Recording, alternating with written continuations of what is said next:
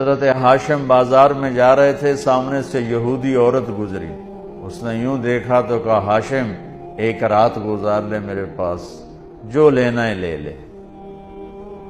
تو حضرت ہاشم نے کہا بی بی میں تو عزت دار آدمی ہوں اور سردار آدمی ہوں، تو مجھے گناہ کی ایسے کھلم کھلا دعوت دیتی۔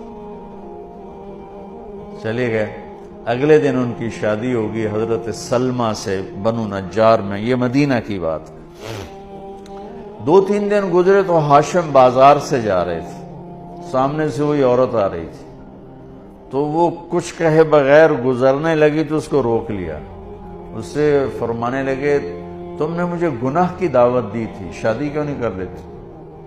تو اس نے یوں دیکھا، کہنے لگی ہاشم مجھے غلط نہ سمجھنا، میں عزت دار عورت ہوں، میں نے تیرے ماتھے پر نور نبوت دیکھا تھا، آخری نبی کا نور دیکھا تھا، تو مجھے طلب ہوئی کہ وہ میرے پاس آ جائے، میں اس کے لیے وسیلہ بنوں، لیکن وہ تو سلمہ کے نصیب میں تھا، وہ لے گئی، مجھے نہیں چاہیے، مجھے غلط نہ سمجھو۔ حضرت عبداللہ کے ساتھ بھی یہی پیش آیا، مکہ کے بازار میں جا رہے تھے، سامنے پرانی کتابوں کی عالم خاتون گزری، اس نے دیکھ کر کہا عبداللہ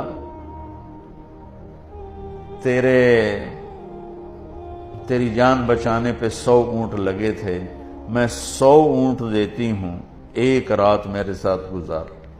تو انہوں نے بھی یہی جواب دیا، بی بی مجھے غلط نہ سمجھو، میں عزت دار ہوں۔ کچھ جب شادی ہوگی حضرت آمنہ سے اور وہ نور نبوت ادھر چلا گیا تو وہ خاتون ملی تو فرمانے لگے تم مجھے گناہ کی دعوت تو دے رہی تھی، شادی کر لو۔ تو اس نے بھی یہی کہا کہ آپ مجھے غلط نہ سمجھیں، آپ کے ماتھے پہ آخری نبی کا نور تھا۔ وہ آمنہ کے پاس چلا گیا، مجھے ضرورت نہیں، میں شریف عورت ہوں۔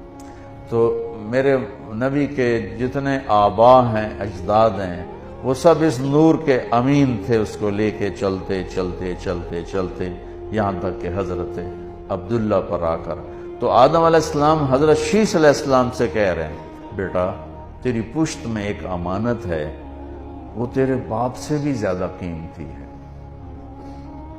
تو شیس کہنے لگے کہ ابا جان کیا بیٹا بھی باپ سے قیمتی ہو سکتا ہے؟ بیٹا بھی باپ سے قیمتی ہو سکتا ہے؟ کہنے لگے بیٹا تو اس کی بات کرتا ہے، میں تجھے اس کی امت کا سناؤں، امت کا۔ کہا کیا؟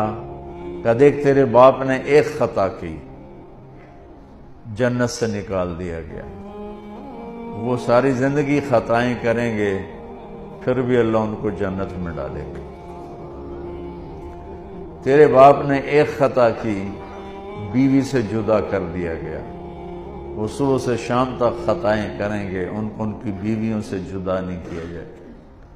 تیرے باپ نے ایک خطا کی، کپڑے اتار دے، ینزع عنہما لباسہما، وہ صبح سے شام تک خطائیں کریں گے، اللہ تعالیٰ ان کے لباس نہیں اتارے گا۔